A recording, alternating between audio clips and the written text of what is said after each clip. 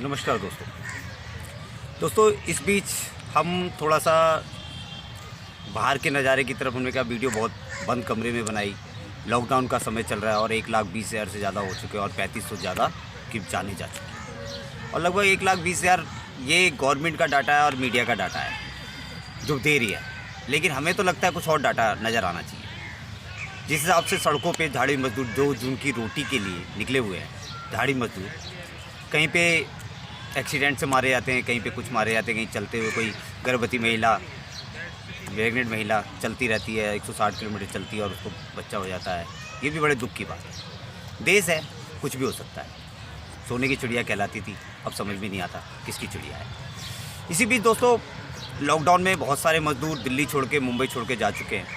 तो दोस्तों मैं इस बीच कुछ आंकड़े लेके आया हूँ आपके बीच जो मेरे पास हैं कि दिल्ली में हमारे पास औद्योगिक क्षेत्र, जो मैं दिल्ली की बात कर रहा हूँ अभी, मैं दिल्ली के अंदर 5 ऐसे उद्योग क्षेत्र के बारे में बताऊँगा कि समझ में नहीं आएगा आपको कि 5 औद्योगिक क्षेत्र कौन से हैं।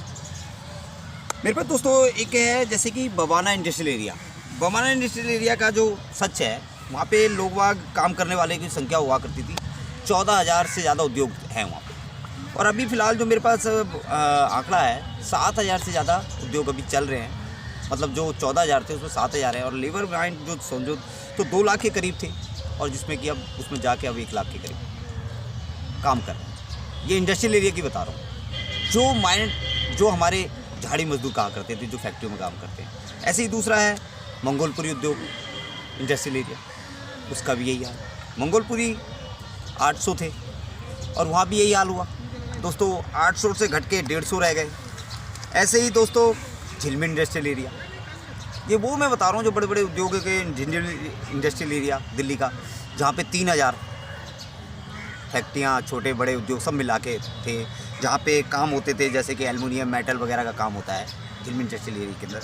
एक दोस्तों ओखला इंडस्ट्री, जहाँ एक्सपोर्ट का काम होता जाता है, जो ज़्यादातर एक्सपोर्ट केमिकल वगैरह का काम होता है ज़्यादा। वहाँ दोस्तों 5,000 से अधिक फैक्ट्रियाँ हैं, छोटे लद्दू उद्योग है और बहुत सारी चीज़ें हैं। ये दिल्ली का हाल बता रहा हूँ मैं, अभी मुंबई का नहीं बता रहा हूँ मैं, दिल्ली का।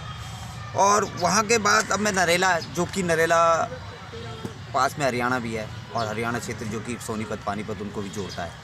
इस बीच राजा साहब कहते हैं कि भाई हमने लाखों रुपए का पैकेज दे दिया आपको। पैकेज इतना बड़ा है कि एक 20 लाख करोड़, समझ में आता है बहुत बड़ा, 13 जीरो लगती है, सोचने में भी बड़ा अफसोस होता है। इस बीच जनधन खाता, जनधन खाते में उन्होंने कहा हमने 10,000 करोड़ रुपए हमने जनधन खाते में बांटे हैं, उसमें 500 थे। अब 500 रुपये में एक गृहिणी, जो जिसे हम घर की महिलाएं कहते हैं, वो चलाती हैं। अब 500 रुपये में पूरा महीना कैसे चलेगा?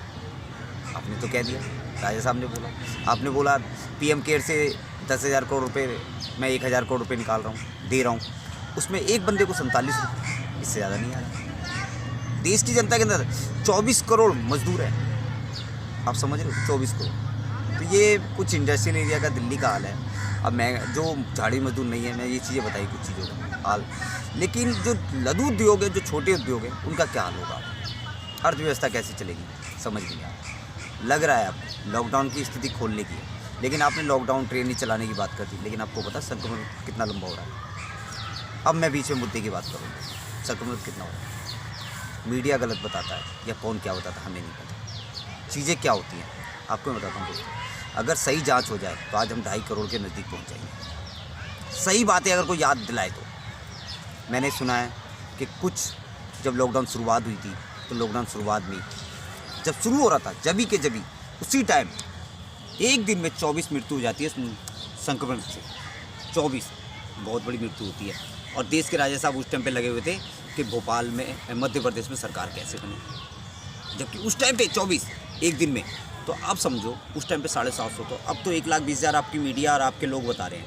और उसके बाद क्या हो, जबकि आंकड़े कुछ और दिखाते हैं। आंकड़े दिखाते हैं बहुत ज़्यादा, इतने आंकड़े दिखाते हैं बहुत ज़्यादा।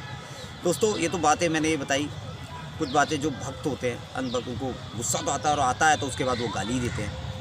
वो आपकी आदत है, फितरत है, वो गाली देने की, देते रहो, मुझे कोई फ़र्क नहीं पड़ता, क्योंकि मैं देश के लिए हित में बोल रहा हूँ, आप जनता के हित में बोल रहे हो, कोई गलत नहीं बोल रहा। सच्चाई है ये, सच्चाई से।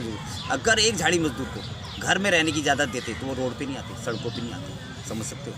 वो निकलते नहीं, उनको खाने को मिलता, पानी मिलता, दवा मिलती, तो कहीं बाहर नहीं जाते।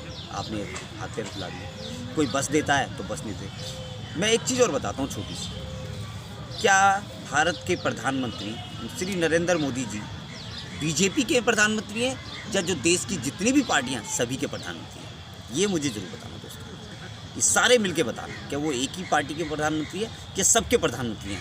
तो सबके बारे में सोचना चाहिए उनको, लेकिन नहीं, उनके दिमाग में नहीं। आज अगर उनके लिए कोई रैली होती है तो ना तो बस की मेंटेनेंस देखी जाती है कि बस की मेंटेनेंस हुई ही नहीं, बस रैली में भेजना है। खाना भी देते हो आप, तो क्या ऐसे ही इनके लिए माइंड जो मजदूर रोड पे चलने उनके लिए खाना नहीं मिल सकता था?